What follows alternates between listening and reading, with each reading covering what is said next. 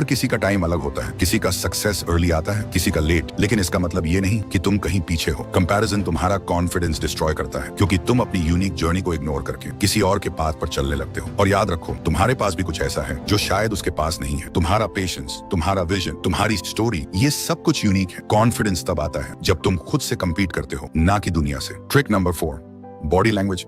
तुमने कभी नोटिस किया है, कुछ लोग रूम में एंटर करते ही एक अलग ही प्रेजेंस ले आते हैं। ना उन्होंने कुछ बोला, ना कुछ किया, फिर भी लगता है ये बंदा कॉन्फिडेंट है। क्यों? Body language. बिना कुछ बोले तुम्हारा शरीर बोल देता है कि तुम कैसे फील कर रहे हो। अगर तुम हमेशा झुक के चल रहे हो, हाथ पॉकेट में छुपा हुआ है, आंखों में हेजिटेशन है, किसी से बात करते टाइम फोन निकाल लेते हो और तुम अपने आप से बचने की कोशिश कर रहे हो, तो दुनिया को क्या लगेगा? वही कि तुम श्योर नहीं हो, तुम अपने ऊपर खुद ही डाउट कर रहे हो। लेकिन ये सिर्फ दुनिया के लिए नहीं, तुम्हारे खुद के लिए भी डेंजरस होता है, क्योंकि तुम्हारा बॉडी लैंग्वेज तुम्हारे माइंड को सिग्नल भेजता है। जब तुम अपने शोल्डर्स ओपन रखते हो, सीधे खड़े होते हो, वॉक में एनर्जी होती है और आंखों में क्लैरिटी होती है, तो तुम्हारा दिमाग भी फील करता है कि हाँ, मैं रेडी हूँ। एक सिंपल एग्जांपल लो, स्टेज पे बोलने से पहले अगर तुम झुक के खड़े हो तो नर्वस फील करोगे, लेकिन अगर तुम डीप ब्रेथ लो, सीधे खड़े हो जाओ और आंखों में फोकस लाओ, तो तुम स्लोली कॉन्फिडेंट फील करना स्टार्ट कर दोगे। कॉन्फिडेंस अंदर से आता है, लेकिन उसका बाहर का एक्सप्रेस तुम्हारे बॉडी से होता है। और बेस्ट पार्ट, ये सब तुम प्रैक्टिस कर सकते हो रोज थोड़ा थोड़ा। मिरर के सामने प्रैक्टिस करो, चलते वक्त पोस्चर पर ध्यान दो, जब बात करो तो आंखों में आंखें डालकर कामली बोलो। ये छोटी छोटी हैबिट्स तुम्हारी इमेज भी बदलती है और तुम्हारा माइंडसेट भी। तो याद रखो, तुम्हारा बॉडी लैंग्वेज तुम्हारे वर्ड से पहले बोलता है। ट्रिक नंबर 5,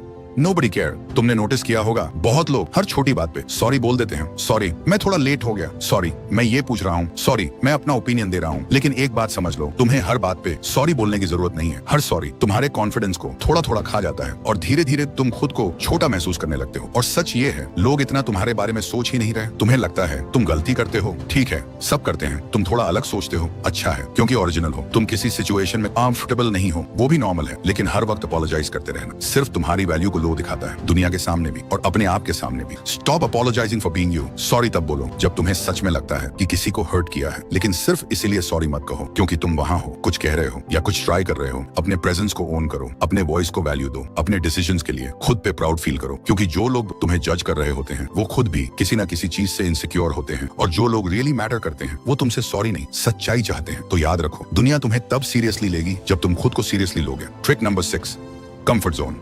तुम्हारा कंफर्ट जोन एक ऐसी जगह है जहां सब कुछ फेमिलियर होता है, ना ज्यादा रिस्क, ना ज्यादा प्रेशर, ना ज्यादा बदलाव। यहीं पर तुम रिलैक्स्ड फील करते हो। लेकिन एक प्रॉब्लम है, यही जगह तुम्हारा कॉन्फिडेंस डिस्ट्रॉय करती है, क्योंकि कॉन्फिडेंस ग्रो करता है जब तुम नए सिचुएशंस फेस करते हो, जब तुम अनकंफर्टेबल फील करते हो, जब तुम नए लोगों से बात करते हो, जब तुम किसी चीज को पहली बार ट्राई करते हो। तुम्हारा कंफर्ट जोन तुम्हें ये सब करने से रोकता है। वो कहता है मत जा, तू एम्बैरेस हो जाएगा, लोग क्या कहेंगे, क्या जरूरत है रिस्क लेने की। और यही सोच तुम्हें एक ही जगह पर रोक के रखती है सालों तक। लेकिन अगर तुम्हें ग्रो करना है तो तुम्हें डिस्कम्फर्ट एक्सेप्ट करना होगा। हमेशा याद रखना, जो चीज तुम्हें अनकंफर्टेबल लगती है वही चीज तुम्हें ग्रो करती है। पहली बार किसी से बात करना ऑकवर्ड लगेगा, पहली बार कैमरा के सामने बोलना मुश्किल होगा, पहली बार कुछ अलग करना असहज लगेगा, लेकिन वही ठीक है। रियल कॉन्फिडेंस वही बनाता है। रोज एक छोटी अनकंफर्टेबल चीज ट्राई करो, एक स्ट्रेंजर से बात करो, किसी टॉपिक पर ओपिनियन दो, पब्लिक में कुछ एक्सप्रेस करो। शुरू में डर लगेगा 100%, लेकिन हर स्टेप के बाद तुम्हारा कॉन्फिडेंस थोड़ा थोड़ा ग्रो करेगा और एक दिन तुम्हें समझ आएगा मैं इस कंफर्ट जोन के बाहर भी सर्वाइव कर सकता हूँ। और वही होता है कॉन्फिडेंस का real breakthrough. Trick number 7,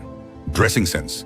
देखो, कॉन्फिडेंस तुम्हारा बाहर से भी रिफ्लेक्ट होता है और उसमें सबसे इंपॉर्टेंट रोल है तुम्हारे ड्रेसिंग सेंस का। अब तुम सोच रहे हो लुक से क्या होता है, कपड़ों का कॉन्फिडेंस से क्या कनेक्शन? तो सुनो, जैसे तुम दिखते हो वैसे ही तुम फील करते हो। जब तुम कैजुअल और लेजी फील करते हो तो अक्सर तुम्हारे कपड़े भी वैसे ही होते हैं, रिंकल्ड, मिसमैच्ड या बस रैंडमली पहने हुए। और जब तुम ऐसे कपड़े पहनते हो तो तुम्हारा दिमाग भी वैसा ही सिग्नल लेता है, आज कुछ खास नहीं है। लेकिन जब तुम थोड़ा एफर्ट डालते हो, clean clothes, simple but neat look, थोड़ा ग्रूमिंग, थोड़ा प्रेजेंटेबल फील, तो तुम्हारा पोस्चर, तुम्हारा टोन, तुम्हारा मूड सब चेंज हो जाता है। ड्रेसिंग सेंस का मतलब ये नहीं है कि ब्रांडेड कपड़े पहनो या फैशन आइकॉन बनो, मतलब सिर्फ इतना है कि तुम अपने आप को वैल्यू दो। कपड़े सिर्फ बॉडी को कवर नहीं करते, ये तुम्हारा फर्स्ट इंप्रेशन होते हैं। सो नेक्स्ट टाइम जब घर से बाहर निकलो, चाहे स्कूल हो, कॉलेज हो या जॉब हो, अपने ड्रेसिंग पर थोड़ा ध्यान दो, ना दिखाने के लिए बल्कि अपने लिए। यही सारी टिप्स अपनी लाइफ में अप्लाई करके एक लो कॉन्फिडेंस पर्सन से एक हाई कॉन्फिडेंस पर्सन बन सकते हो। और इस वीडियो ने अगर आपकी लाइफ में थोड़ी सी भी वैल्यू ऐड किया है तो प्लीज चैनल को एक सब्सक्राइब करके हमारे साथ जुड़ जाओ। अगर आप एक एस्थेटिक बॉडी अचीव करना चाहते हो जिसमें आपकी शोल्डर, चेस्ट और एब्स डिफाइन हो, वो भी विदाउट एनी इक्विपमेंट और एनी जिम, उसका फुल प्रोसेस मैंने स्क्रीन पर दिए हुए वीडियो में एक्सप्लेन किया है, क्लिक करके देख सकते हो।